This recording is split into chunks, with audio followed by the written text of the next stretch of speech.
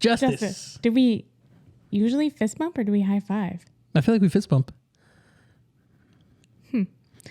Either way, we'll review Welcome. the footage. Welcome to Speaking Spatter. My name is Amber. I'm Josh. And thanks for joining us again for another week. This is exciting. Yeah, episode 5, right?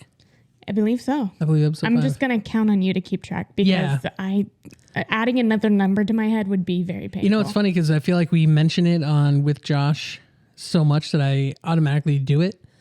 But we said that we didn't want to do even numbers, right? Like there was just going to be the names of the case. So I've got to train myself to stop doing that. Well, you can say welcome to another episode. What episode it is, but like the title is going to have the title of the thing. Yeah, there's no names. There's no order. You can watch in whatever order you want. It's absolute chaos here. This Nothing but chaos. So we just had Halloween. Yeah, just had Halloween. It's only been a couple of weeks since we last filmed. Mm-hmm. Been keeping a little more consistent schedule, which is good. Exciting for you too, because I know before you were like, I just had I can't. I don't know. I don't know when I'll be. I don't know when I'll be available.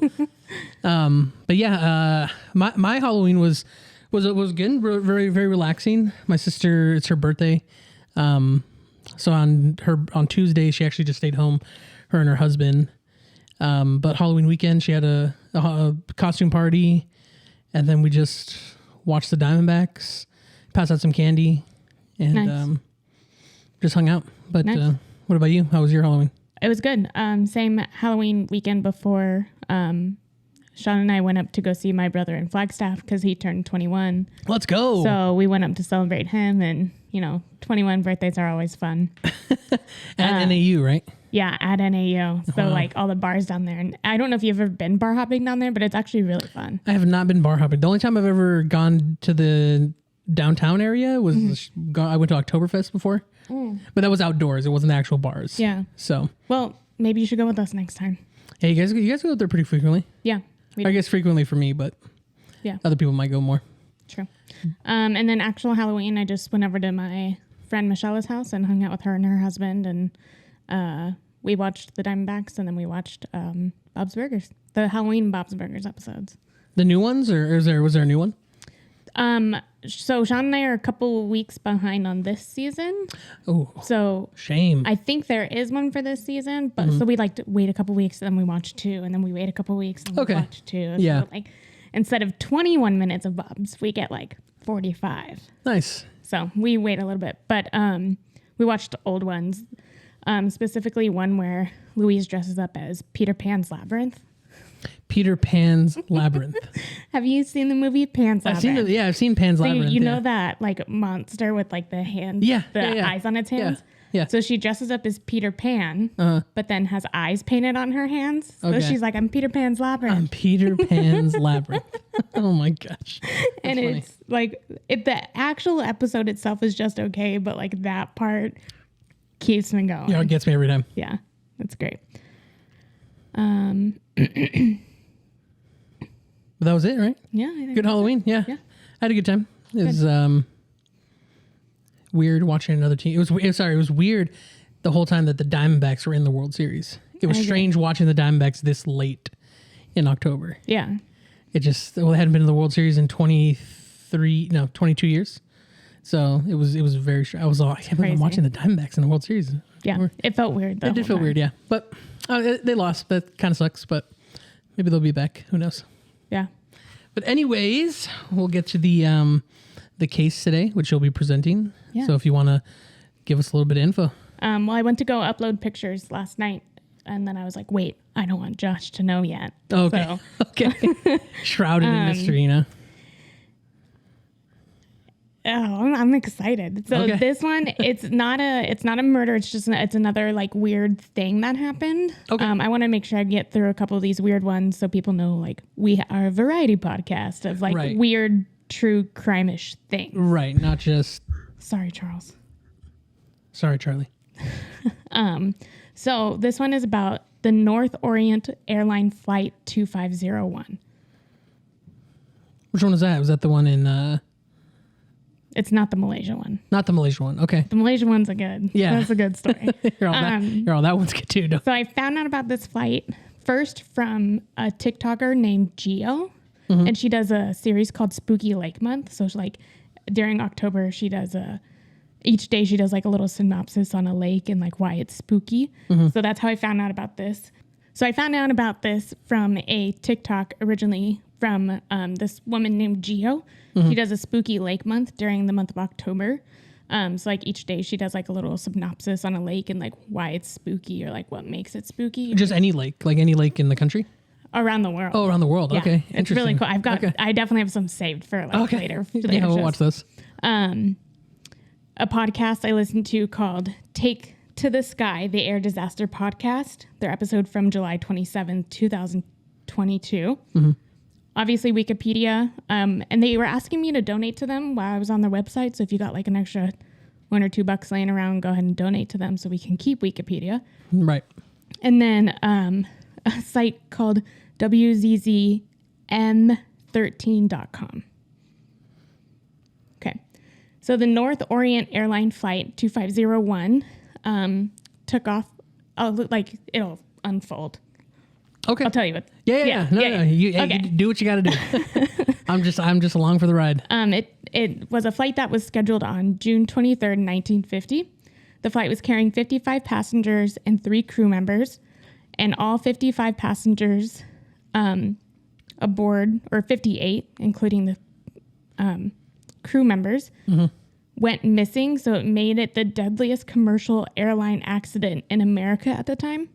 And it's the only missing U.S. aircraft in aviation history. Oh, so, okay, got it. It's like, so they've never found it. Okay, we'll get there. We'll get there. Yeah. So this flight was a long flight going from New York to Minneapolis, Minnesota, to Spokane, Washington, and then on to Seattle.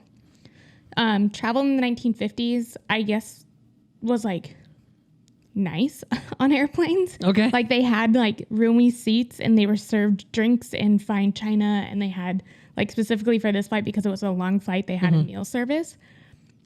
And passengers on this flight for like the first leg of the flight only paid about $44 for a seat. And then if they were going on to like Washington, they only paid about $97. So Southwest, come on now. Yeah, Southwest, where's the $44 special? So is that round trip? Like $44 round trip? I'm assuming. I think it was just one way. Oh, just one way. Okay. Yeah. But okay, like $88 for a flight. Yeah, that's what I'm saying. Still Southwest, very step it up. nice. So the type of plane they were on was a D4 plane, and D4 planes could only fly about 280 miles an hour. So this flight from New York to Minneapolis should have only taken if you took it now, it'd only take a few hours. But back then, because this plane could only fly 280 miles an hour, it took about 6 hours, which is a long time for that flight. But again, 1950s. So this plane was also an unpressurized aircraft, meaning it had limits on how high it could fly.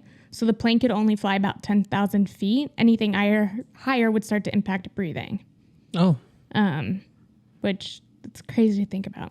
Yeah, because that's just something you don't even think about today. Because you can fly, 30,000, 40,000 feet in the air? Yeah. Okay.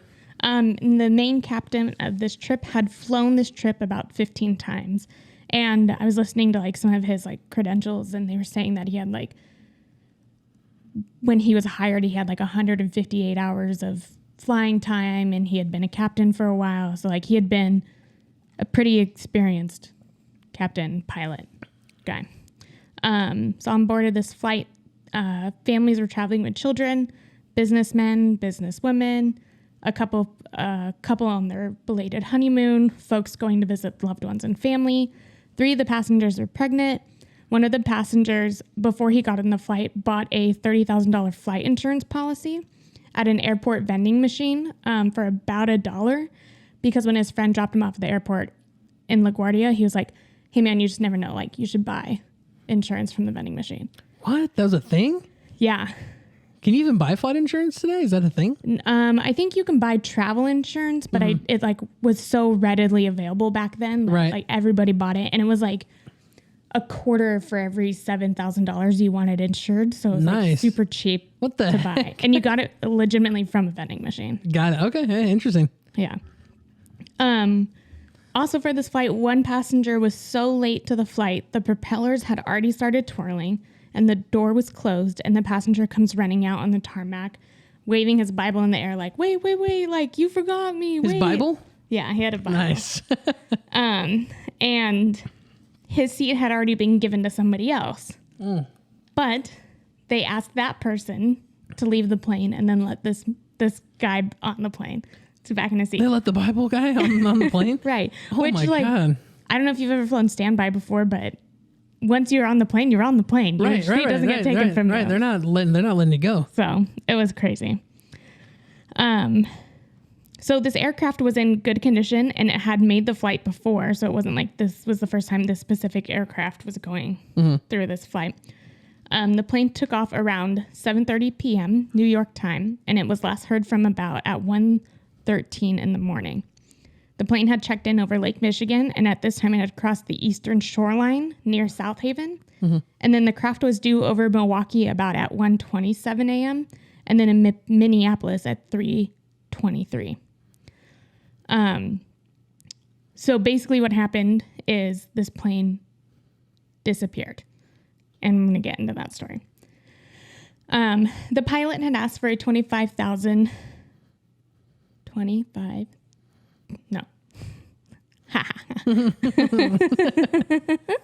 The pilot had asked for a 2,500 foot drop in altitude, but his request was denied since there was other air traffic in the area. Okay. As they were like coming in over Lake Michigan.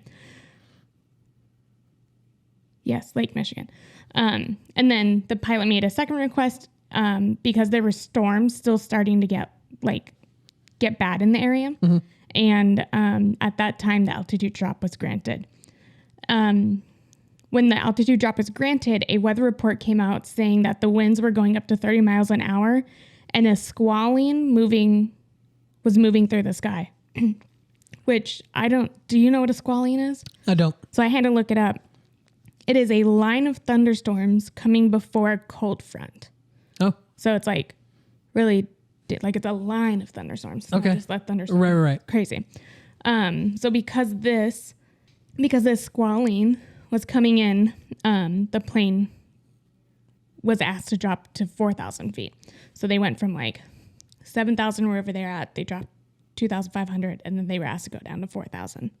Okay. Other flights that were going around this time had been in contact with air traffic control, saying that the storms were so bad and causing so much turbulence that it was causing other planes to lose altitude by 500 feet at a time. Oh, wow. Which is insane. Yeah, that's a pretty steep drop. Even by today, if you fell 500 feet. Yeah, scary. Yeah.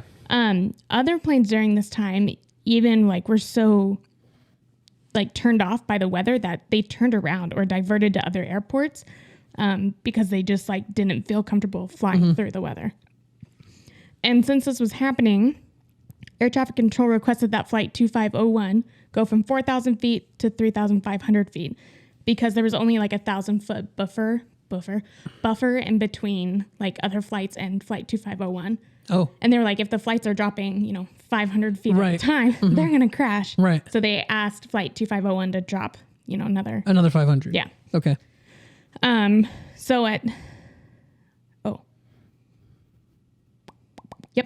So the squalene was about 400 miles long, running northeast to southwest. Wow. Which now that I think about that sounds really long. That makes sense. I mean, storms can be huge. It can be really, really big. Okay, fair. And it was running from northeast to southwest, and flight 2501. 2501 was headed right towards it. The flight crew again requested to drop from 3,500 feet to 2,500, but the crew didn't provide a reason why, and so it was denied. Oh, so they were trying to drop another 1,000 feet. Mm-hmm. Okay. So at dawn, when the plane failed to check in at over Milwaukee, a search immediately began because they were there's no other way. And this is where I feel like chaos starts to ensue because now the public starts to get involved. One of the pilot's wives always waited up for her husband when he flew into like home city, Okay. because she was like, well, it's my husband. We're just going to stay up. Like, I haven't seen him in a couple days. So I'll greet him at the door. Yes. So Hot he dinner hadn't, wait- hot he dinner hadn't called waiting. her. Exactly. It was the 50s. Right. He hadn't called her. He hadn't like checked in with her. She hadn't heard anything. So she called Northwest Orient to make sure the flight was like still on track. And she could hear somebody in the background saying like, call her back, hang up, call her back. So she knew immediately Something something was wrong. An hour later, another pilot from Northwest Orient, his wife, and then like one other guy showed up to the wife's door. And they didn't need to say anything. She already knew that like her husband was gone and something had happened. Her husband was gone. So they take her back to the airport. Witnesses like around this time said that they heard things going wrong with the plane hours before the plane even went down. Some said they saw huge low flying lights. They could hear the engine and other noises coming from the plane that were not the storm, because the storm was huge and big. And so they could like clearly recognize thunder between like a manufactured Right. sound The almost. roaring of an engine. Yeah. And there were dozens of accounts from people with stories like this. Like as they're flying over, is that what these people are talking about it? Yeah, it's like as they were like flying over the lake, or like just just about to go over the lake, or where they were over the lake. Yeah. Okay. There was witnesses of people talking about the plane. Yeah. So loved ones obviously are waiting at the airport, waiting to pick up their family members from this flight. And they didn't have any knowledge of what was going on. At one point, an employee told the crowd to come back at another time as the plane had been rerouted, which is irritating. Yeah. One of the agents ended up admitting to a man who was waiting to pick up his future father-in-law that the crew didn't know where the plane was, that they had lost contact with the plane, and that the pilot's wife had just been brought into the airport. So one of the agents just like word vomited this to this man who was waiting to pick up He's probably complaining. He was like, he's gone. All right. Right. He's gone. So at that point, this man put together, I'm not picking up my future father-in-law. This is not happening. So he went back home, let his wife and her mother sleep. And when they got up in the morning, he had the minister who was going to marry him and her there, like deliver the news of like the flight went missing and we couldn't pick up your dad. Wow. Heartbreaking. Yeah. That's sad. So a widespread search was commenced, including using like sonar and dragging it at the bottom of Lake Michigan with trawlers. But there was no way to pinpoint where the crash had happened.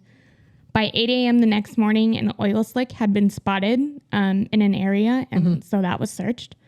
That same morning, a fishing competition began, and the fishermen set out their lines and nets, and when they pulled them in, they retrieved suitcases, rubber, foam, and chunks of bodies. Wow. So like actual, oh shit. Okay. So personal belongings and body parts began washing up, and it was, washing up on the lake for weeks after the crash. Sheesh. So the main search took place over 3 days because it was 3 days long. Okay. The first day was like a search of the surface area. So just like pulling things from the surface of the lake, like trying to figure out where anything came from. The second day they started to go into the waters. And on the third day, they actually ended up having to close down a whole beach just to be able to like collect everything from the beach because it was so littered with body parts and wreckage. There were reports of people saying that they knew flesh was washing up onto the beach because on it you could see distinguishable body parts such as belly buttons or like other identifiable things. Right. Can you imagine like walking, like taking your family or like your significant other to the lake in the morning and being like, dee, that's a piece of a belly. Yeah. God. Yeah. Those are toes. Those are toes. There was actually one woman who found a lung, like a whole lung, and she collected it, brought it home, put it in her fridge, and then called the police so they can come retrieve it. Why did she take it? Why would she take it? Because if she like left it there, like called the police, left it there sitting, you know, could have like just what's the word? Decomposed more, whereas like taking it and putting it in the fridge preserves it because it's cold. So great for her for thinking ahead of her time, because back in the 50s, like I don't think people realize like keeping bodies cold for evidence is a good thing. So she took it for like evidentiary purpose. Right. Maybe to identify who it was or whatever. Yeah. So I've been like, I'm not touching that with 30-foot pole. No. It's the Grinch. So as they were searching the waters, it's important to keep in mind that it wasn't easy. The lake only had about 8 inches of visibility, and the bottom of the lake is covered with mud, so much so that the mud is 40 feet deep in some places. Oh. Yeah, it's weird. Gosh, so even if the plane hits the bottom, like it could possibly sink into that mud. Crazy. So after 4 days, the search stopped because they were turning up nothing, and like nothing was getting answered. Also at this time, there was another war going on. So like The 50s? Yeah, I don't remember what war, like what. Maybe the Korean there was like War? Yeah. So that war started the next day. So this happened on the June 24th, June 25th is when the Korean War started. Oh, okay. So like resources had to get pulled right away, and they're not going to spend resources. Unfortunately, they're not going to spend more resources searching for a plane. They said, what's more important, the people of this country or war? And they were like, war, obviously. War, obviously. It's just as true today, huh? So the search stopped after 4 days. In January of the following year, the Board of the Northwest Orient concluded their investigation and submitted the reports saying, quote, "The board determines that there is not sufficient enough evidence upon which to make determination of probable cause," and the case was closed. So basically they're saying, we can't find shit, we don't know shit. Right. There's not enough evidence to even put together what happened. Right. So it gets a little weirder. There was an unmarked mass grave discovered in 2008 that contained bodies from the wreck in a cemetery. It was in a cemetery, thankfully. Okay. And the bodies were there without the knowledge of the victims' families. So I guess what happened is when they were starting to collect body parts because they couldn't identify anybody, they just threw them all in this one grave. Oh. And they didn't tell the victims' families, like... That they did that? Yeah. And so once that was found, this woman... Valerie Van Heest, a co-founder of Michigan Shipwreck Research Association, MSRA, and another co-director. Okay, so they were buried there without the victims' families. This woman, Valerie Van Heest, a co-founder of Michigan Shipwreck Research Association, MSRA, and a co-director of the MSRA, attended a ceremony with 58 of the family members for Flight 2501 after this grave was found, where a large black granite marker now sits with the 58 names. So they did right by the family. So they're able to find, it's 58, all 50. Okay, gotcha. Yeah. They just put their names on there. Yep, all 58 members, because they can't tell who was who. Or did they tell you? Did they tell you how it was found? Like how they discovered it? They didn't. The podcast I listened to and the couple articles that I read never really said. Never said anything about that. Okay. And then the words on the memorial say, "In memory of Northwest Flight 2501, June 23rd, 1950, gone but never forgotten." So then a second burial site was found in 2015. Sheesh. That was also unmarked. And Valerie Van Heest and the 2 other women contacted St. Joe Monument Works, who donated a stone to the burial site. The stone was delivered to the ceremony a few days after it was found, or a few days before the 65th anniversary of the crash. On Wednesday, June 24th, 2015, a remembrance service was held at that gravesite. South Haven Mayor Robert Burr, along with Craig Rich from the MSRA, read off all 58 names of the victims. And after each name was read, a bell was rung. So despite searching for over 70 years, the wreckage has never been found. All in all, investigators do believe that All in all, investigators believe that flight 2501 hit Lake Michigan during the storm. And then based on the debris and elements they found, they estimated the plane was going about 400 miles an hour. How was it going so fast? Which, if you recall, It only went 220? 280. 280? So just because of like how fast the winds were and like, It was just pushing it? yeah. Wow, 400. Okay. Isn't that I mean, that's crazy? about how fast planes travel now, right? Or is it more? Or do they travel faster than that? I thought planes travel like 400, 500 miles an hour now. I don't know. But Either way, maybe. sorry, go ahead. I Yeah. think, I would think Yeah. that's right. I can look it up for you in a moment, Josh. Okay. So they said that they think that since this seems likely, it caused the plane to have a fast drop from the sky and multiple sites of wreckage. And they possibly believe that the crash site might be in a different place. And this is something Valerie believes as well. Like just because there was wreckage on the lake Right. in these like specific spots doesn't mean that that's where That's the where it plane hit, crashed yeah. or that's where it hit. It's so tough to tell because even like, have you ever just like dropped like a piece of popcorn Right. and it drops in front of you and you're like, where the hell did it go? And then it's like, And it's way Yeah. in another place. Yeah, I'm sure it's the same thing. Like who Yeah. knows how far it actually well, and crashed. then like lakes are moving, like they're Yeah. swaying. So And how much of it actually survived when it hit the water? Because I mean, Right. whether it's like hitting water is like hitting concrete if you're hitting it fast enough. So. and they were going 400 miles an hour. Yeah. So they were going fast enough for sure. yeah, It's also possible that the captain strayed from the route a little bit to avoid the storm, but that's unlikely because they would have communicated a little bit of that to right. air traffic control. So who knows?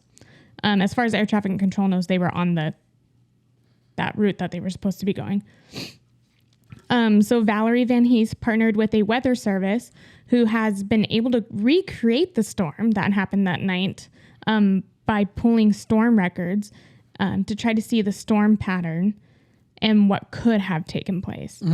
They created something called a storm hindcast from the storm data of June 23rd, 1950 that they found in archives. They ran a computer simulation of what the weather most likely would have been during that event. Okay. So they've been able to like retrack it, but they're still like so unsure of everything. Yeah, it's just so many unknown variables. In addition to seeing when the storm got worse over the lake, this helped to figure out where the wreckage from the plane would have landed, and then also recreate and help track where the wreckage actually showed up the next few days after the crash. It was kind of a way to back plan or like backtrack everything with the next guess of what happened.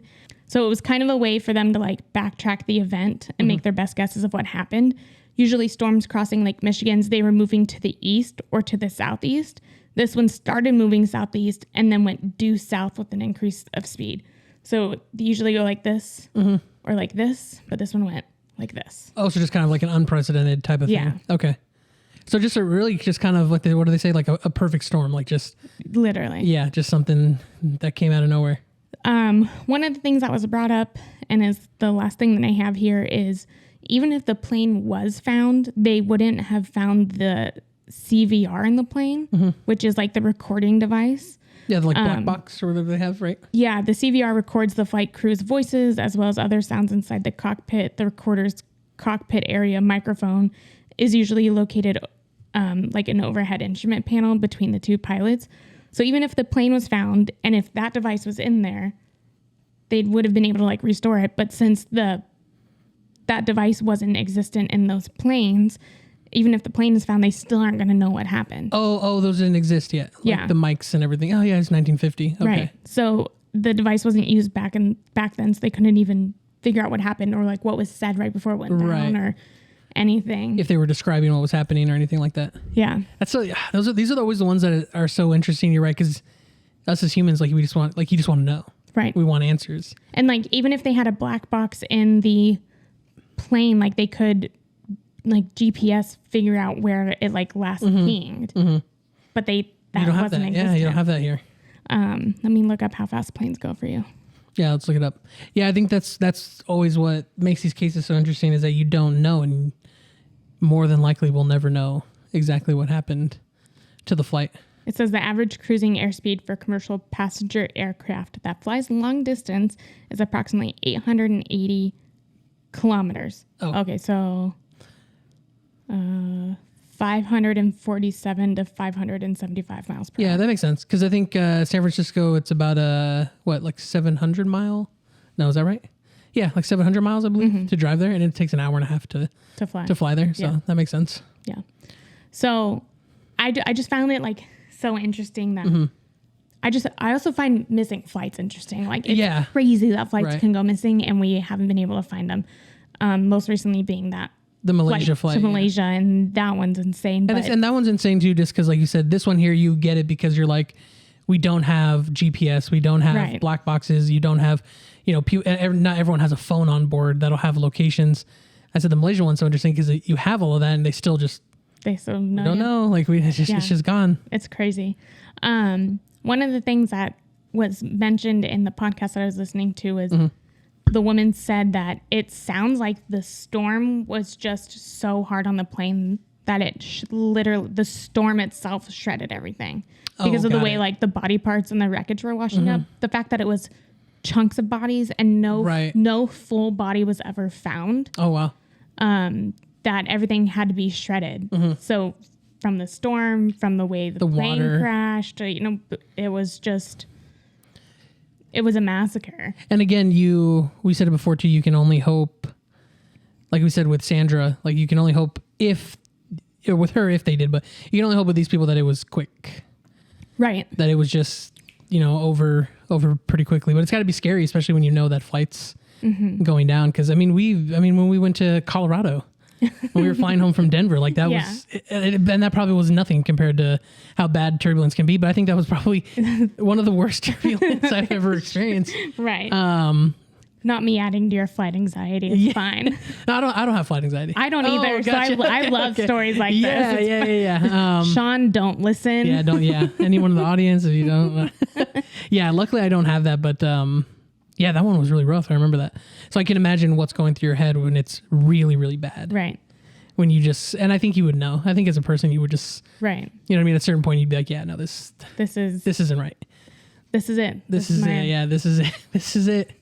So, I met 3 pregnant women, you said? 3 pregnant women.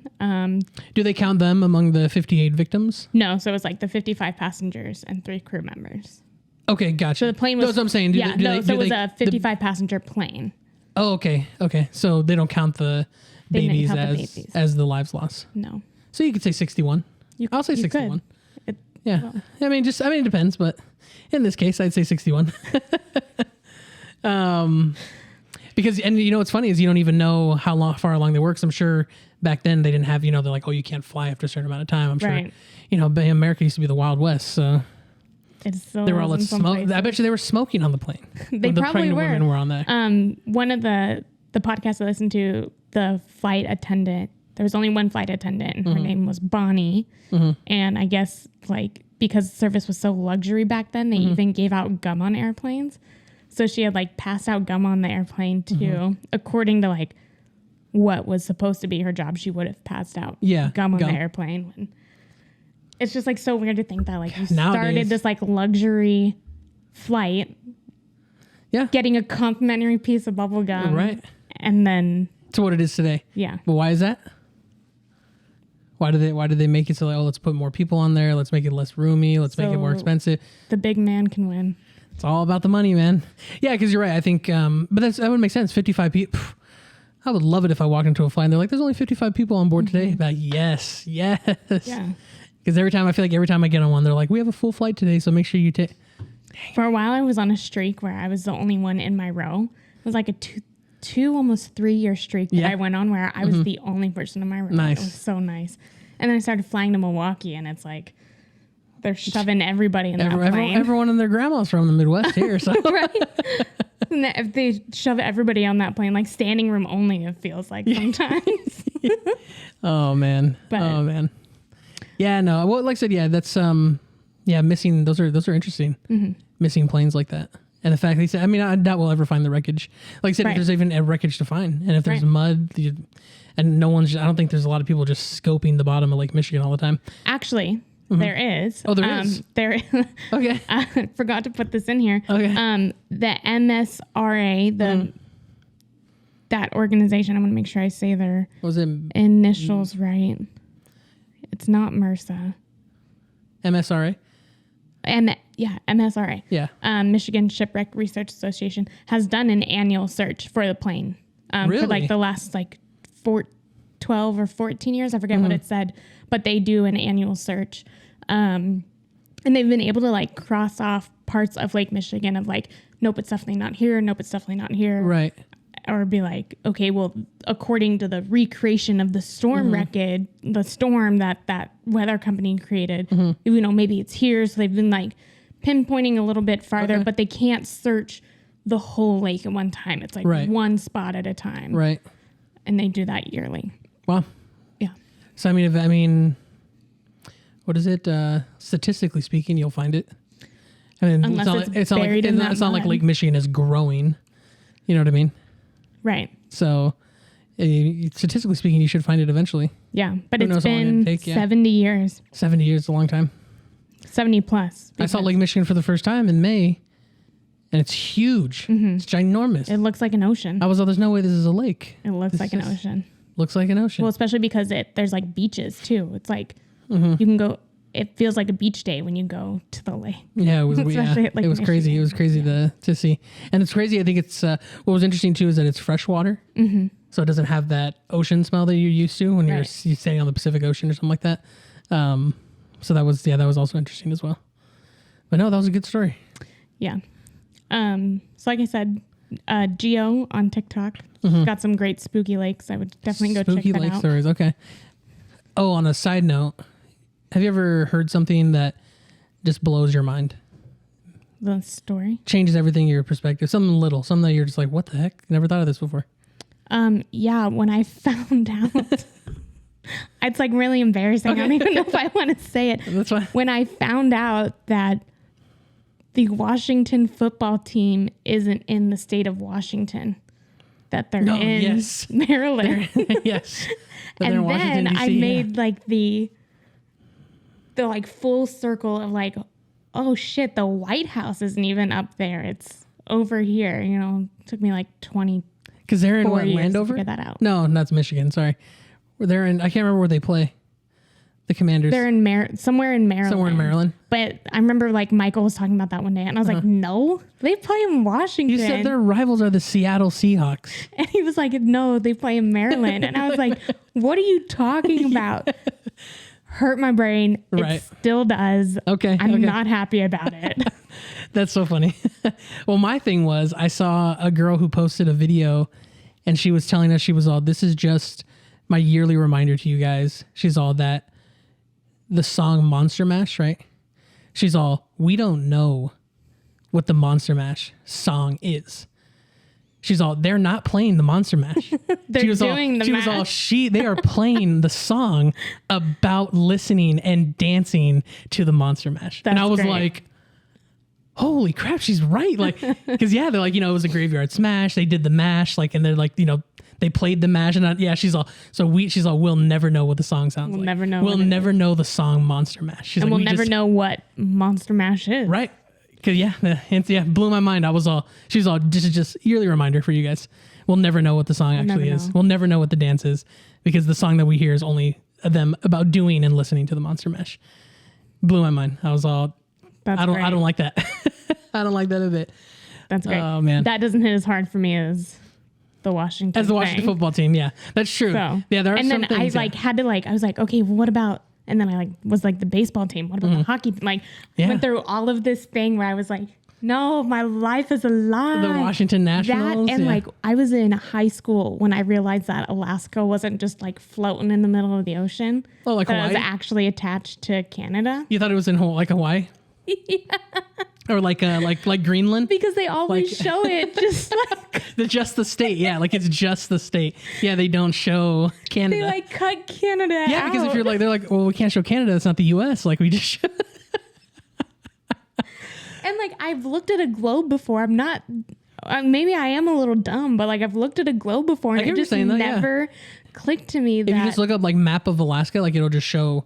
Yeah, it's not going to The show that it's landmass, attached yeah. to Canada. Or that it's right next, or that Russia's right there. Yeah, that too. Yeah. Insane. Someone's all, yeah, we were in Canada and we crossed over into the United States of Alaska. You're all, how, you mean swam, dummy? Well, I remember talking to somebody and they're like, yeah, I went on an Alaskan cruise and we stopped up by Canada. And I was like, oh, like, I guess they're like kind of on the way. He said, oh, it's off the coast of Canada. I didn't know that. I thought it was still off the coast of the United States. They're like off the coast. Boating in between Alaska and Canada. You're all, is it? You're like, it's like the English Channel, right? So you're thinking like, it's just a little, yeah. You're like, oh, you went through the little channel between Canada and the island of Alaska. So you're like, I thought it was one big floating piece of ice. Like I thought it was like ice in my cup, just I'm not a geographer. bob in there. No, that's fine. It's funny because as soon as you said it, I'm like, you're right. If you see a map of Alaska, because there's no other states around it, they just show Alaska. Yeah. And so you were like, there's nothing around it. It's just water. It's just water. Just water floating out there. We went to Canada. Oh, you floated in between them, huh? Oh, you guys anchored you go in between them, eh? You said, oh, you anchored right in between them and took little boats over to Canada, huh? Do they have walking bridges? Yeah. Do they have like over the Grand Canyon? Do they have those? You walk across like the plexiglass bridges over to Canada. Oh man. Uh-oh. No, this is a good story. Thank you for presenting it. Yeah, of course. It was a quick one. I knew it was going to be a quick one, but it's one that when I heard it on TikTok, I was like, shit, I got to share that. Because it's just interesting. And the fact that it's the only missing US aircraft in aviation history. Right. Because we've been able to find, like, planes crash, it happens. We're human, people make mistakes, but planes have been able to be found. This one hasn't been found. Yeah. And the reason why it's the only missing one is because they also haven't been able to retrieve a full body. Oh, okay. So it's like no plane, no bodies. No plane, no bodies, yeah. Body parts. Right. We know that it went down for sure. Yeah. But they don't know where it was. Oh, they said that the Bible was found floating on the lake, though. The Bible, the one that the guy was waving. The Bible that got him the ticket onto the plane. Wow. Yeah, because of that he was like Father so-and-so, and in the Bible, it was like it had his Father, name. Yeah. Crazy. That is crazy to find. Yeah, especially like you said, the luggage. I wonder if people stole stuff from the luggage. I'm sure people did. I'm sure they did. People would do Tasteless, it now. right? Yeah.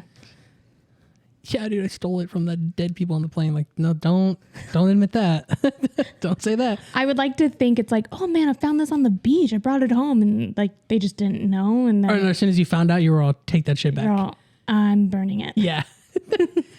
Are you gonna take it to the police? It's incinerated. It's incinerated. Gone. I immediately, as soon as I found out, I was not having that in my You're all, house. no ghost is haunting me. Baby. Right. Yep.